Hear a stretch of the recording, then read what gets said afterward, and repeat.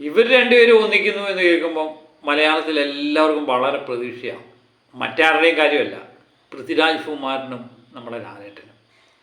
അവർ രണ്ടുപേരും കൂടെ ഒന്നിച്ച് ഒരു സിനിമ വരാൻ പോകുന്നു എന്നുള്ള വാർത്തകളാണ് പുറത്തു വരുന്നത്.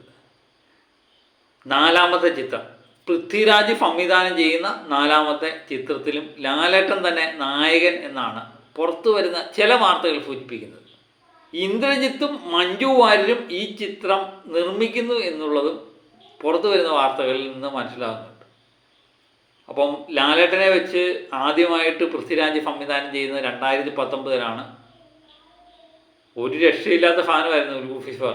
സ്റ്റീഫൻ നെടുമ്പള്ളി വന്നു കഴിഞ്ഞപ്പം നമ്മൾ പൃഥ്വിരാജിൽ നിന്ന് എന്താണോ പ്രതീക്ഷിച്ചത് അതിൻ്റെ ഇരട്ടി നമുക്ക് കിട്ടി. മോഹൻലാൽ എന്ന് പറയുന്നത് പൃഥ്വിരാജിനെ സംബന്ധിച്ചൊരു ഫാൻ ബോയ് ആണ്. കാരണം ഒരു ലാലേട്ടനെ ഇഷ്ടപ്പെടുന്നവർ എന്താണ് പ്രതീക്ഷിക്കുന്നതെന്ന് കൃത്യമായിട്ട് മനസ്സിലാക്കി. അത് മോഹൻലാലിനെ ഇഷ്ടപ്പെടുന്ന ഒരു മനസ്സ് ഉള്ളിലുള്ളതുകൊണ്ട് പിന്നെ പറയാനില്ല. എല്ലാ മനുഷ്യരും ലാലേട്ടനെ എങ്ങനെയാണ് കാണാൻ ഇഷ്ടപ്പെടുന്നത് എന്നുള്ള രീതി തന്നെയാണ് ലൂസിഫറിൽ അവതരിപ്പിക്കുന്നത്. അതിനുശേഷം 2022 ചെറിയ ഇടവേള ഉണ്ടായിരുന്നു. ആ ഇടവേള സമയത്താണ് അദ്ദേഹം ലാലേട്ടനുമായിട്ട് ചേർന്ന് വീണ്ടും ഒരു ചിത്രം വരുന്നത്, ബ്രോഡാഡി.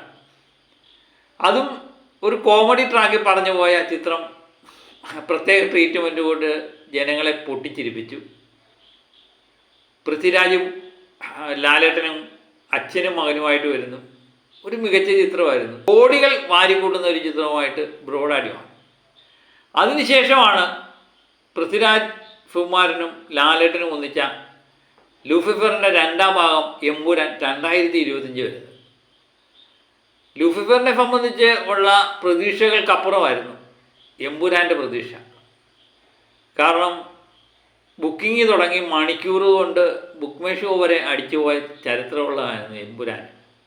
ഏകദേശം 268 കോടിയോളം നീടുന്ന ചിത്രമായിട്ട് എമ്പുരാൻ മാറുന്നു. പക്ഷേ പ്രതീക്ഷകൾ ഇച്ചിരി കൂടിപ്പോയി. അതുകൊണ്ട് പ്രതീക്ഷിച്ച വിജയം ഈ ചിത്രം നേടാൻ പറ്റിയില്ല. അതങ്ങനെയാണ്. മനുഷ്യൻ്റെ ഹൈപ്പ് കൂടുന്നതനുസരിച്ച് അതിനോടൊപ്പം ചിത്രത്തിന് എത്താൻ പറ്റിയില്ലെങ്കിൽ ആ ചിത്രം ഒരു പരാജയത്തിലേക്ക് വീഴാനുള്ള സാധ്യതയുണ്ട്. എന്നാലും എമ്പുരാനും പിടിച്ചു നിന്നു. വമ്പൻ ഹിറ്റാകുന്നു എമ്പുരാൻ. അങ്ങനെ 3 വമ്പൻ ഹിറ്റുകൾക്ക് ശേഷം പൃഥ്വിരാജ് ലാലേട്ടനുമായിട്ട് വീണ്ടും ഒന്നിക്കുന്നു എന്ന് കേൾക്കുമ്പം നമ്മുടെ മനസ്സിൽ ഒരു ലഡു കിട്ടൂല്ലേ. കാരണം നാലാമത്തെ ചിത്രത്തിലും ലാലേട്ടൻ തന്നെ നായകൻ. അതും പൃഥ്വിരാജിനെ പോലുള്ള സംവിധാനം അറിയാവുന്ന ഒരുത്തൻ്റെ കയ്യിൽ ലാലേട്ടനെ വീണ്ടും കിട്ടിയാൽ അത് വേറെ ലെവലായിട്ട് കൊണ്ടുവരാൻ പറ്റുമെന്നുള്ളത് 100% ഉറപ്പാണ്. ലൂസിഫറിൽ അഭിനയിച്ച ലാലേട്ടൻ്റെ ആ സ്റ്റാർഡം അല്ല ഇപ്പം അതുക്കും മേലെ ഉയർന്നു നിൽക്കുന്ന സമയമാണ്. ലാലേട്ടൻ ഒന്ന് കൈവച്ചാൽ അത് 100 കോടിയിലാണ് ചെന്ന് നിൽക്കുന്നത്. പിന്നെ അല്പം കൂടെ അമർത്തി ഒന്ന് കൈവച്ചാൽ അത് 200 കോടിയും കിടന്ന് 300 കോടിയിലേക്ക് കുതിച്ചു കയറാൻ കാത്തിരിക്കുന്ന സമയമാണ്. ആ സമയത്ത് പൃഥ്വിരാജും ഇന്ദ്രജിത്തും മഞ്ജു വാര്യരും ലാലേട്ടനും കൂടി ഒന്നിച്ചാലോ പിന്നെ പറയാനില്ല, പോവില്ല. അതിനുവേണ്ടിയാണ് എല്ലാവരും കാത്തിരിപ്പ്. എമ്പുരാൻ്റെ 3ാം ഭാഗത്തിന് മുമ്പ് ഈ ചിത്രം സംവിധാനം ചെയ്യും എന്നാണ് അണിയറയിൽ കേൾക്കുന്ന സംസാരം. പൃഥ്വിരാജ് അഭിനയിക്കുന്ന 2-3 ചിത്രങ്ങൾ, ഒന്ന് വാരണാസിയാണ്, മറ്റൊന്ന് ഒടിയൻ എന്ന ചിത്രം. ഈ 2 ചിത്രങ്ങളുടെയും ചിത്രീകരണം പൂർത്തിയായതിനു ശേഷം ഡിസംബറോടെ ഈ ചിത്രത്തിൻ്റെ ഷൂട്ടിംഗ് തുടങ്ങും എന്നുള്ള വാർത്തകൾ വരുന്നുണ്ട്. എമ്പുരാൻ 3 അല്ലെങ്കിൽ ലൂസിഫർ 3 വമ്പൻ ബഡ്ജറ്റുള്ള ചിത്രമാണ്. അതുകൊണ്ട് പെട്ടെന്ന് തുടങ്ങാൻ പറ്റത്തില്ല.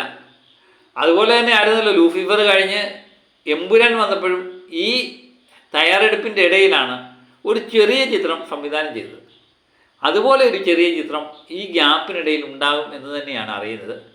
വേറൊരു പ്രത്യേകതയുണ്ട്.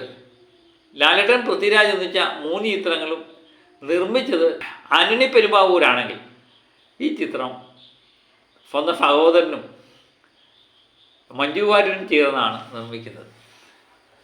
ഏതായാലും മഞ്ജു വാര്യർ അനേകം ചിത്രങ്ങൾ നിർമ്മിക്കുന്നതായിട്ട് നമ്മൾ കണ്ടിട്ടുണ്ട്. പക്ഷേ ഹൈപ്പ് കൂടിയ ചിത്രങ്ങളും നിർമ്മിക്കുന്നതായിട്ട് കണ്ടില്ല. ഒരുപക്ഷെ ഇന്ദ്രജിത്തും നിർമ്മാണ മേഖലയിലേക്ക് കടന്നു വരുന്നു. പൃഥ്വിരാജ് നേരത്തെ നിർമ്മാണ മേഖലയിലുണ്ട്. കൂടെ ഒന്നിക്കുമ്പോൾ മറ്റൊരു മാജിക്ക് മലയാള സിനിമയ്ക്ക് കാണാൻ പറ്റും എന്ന് തന്നെയാണ് എൻ്റെ വിശ്വാസം. അപ്പം അതിനു വേണ്ടി കാത്തിരിക്കാം, കാത്തിരുന്ന് കാണാം അല്ലേ. മറ്റൊരു വീഡിയോയുമായിട്ട് വീണ്ടും ഞാൻ എത്തും വരെ ഓക്കെ ബൈ.